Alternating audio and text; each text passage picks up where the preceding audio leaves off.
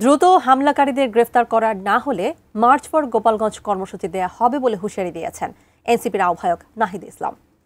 ফরিদপুরের পর বিকেলে রাজবাড়ীতে জাতীয় গণতান্ত্রিক পার্টি এনসিপির সমাবেশে তিনি এই হুঁশিয়ারি দেন। প্রতিনিধিদের তথ্য ও ছবিতে ডেস্ক রিপোর্ট। বৃহস্পতিবার বিকেলে জাতীয় নাগরিক পার্টি এনসিপির নেতারা ফরিদপুর থেকে রাজবাড়ীতে পৌঁছান। পদযাত্রার 17 দিনে রাজবাড়ী শহরের মুক্তিযোদ্ধা স্মৃতিফলক প্রাঙ্গণে শুরু হয় সমাবেশ। এ সময় দলের আহ্বায়ক নাহিদ ইসলাম বলেন, যারা হামলা করে ভেবেছিল পদযাত্রা বন্ধ হয়ে যাবে, তাদের সে স্বপ্ন পূরণ হয়নি। সাময়িকভাবে নিষিদ্ধ করে আমরা আওয়ামী লীগের মোকাবেলা করতে পারবো না। আওয়ামী লীগকে আমাদের আইনিভাবে, রাজনৈতিকভাবে, সাংস্কৃতিকভাবে, বুদ্ধিভিত্তিকভাবে মোকাবেলা করতে হবে।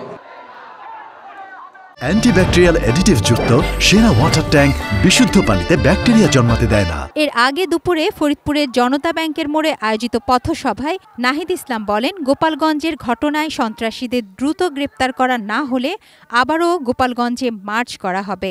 গোপালগঞ্জকে মুজিববাদ মুক্ত না করে তারা ঘরে ফিরবেন না বলেও হুঁশিয়ারি দেন তিনি।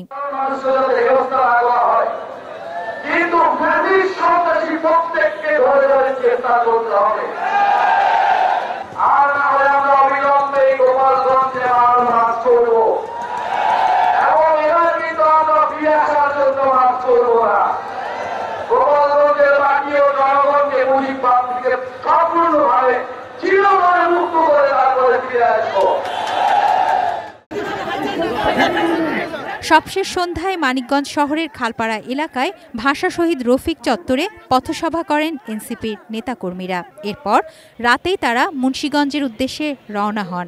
এ সময় পদযাত্রায় দলটির দক্ষিণাঞ্চলের মুখ্য সংগঠক হাসনাত আবদুল্লাহ, উত্তরাঞ্চলের মুখ্য সংগঠক সার্জিস আলম, মুখ্য সমন্বয়ক নাসির উদ্দিন পাটোয়ারি, সিনিয়র যুগ্ম আহ্বায়ক সামান্তা শারমিন, যুগ্ম আহ্বায়ক ডাক্তার তাসমিন জারা সহ কেন্দ্রীয় অন্য নেতারাও ছিলেন। শেখ হাসিনার পতনে সবাই এক ছিল, কিন্তু নতুন রাষ্ট্র বিনির্মাণে সবাই এক ছিল না। তুনাজিনা তনু, ডেস্ক রিপোর্ট, এটিএন নিউজ।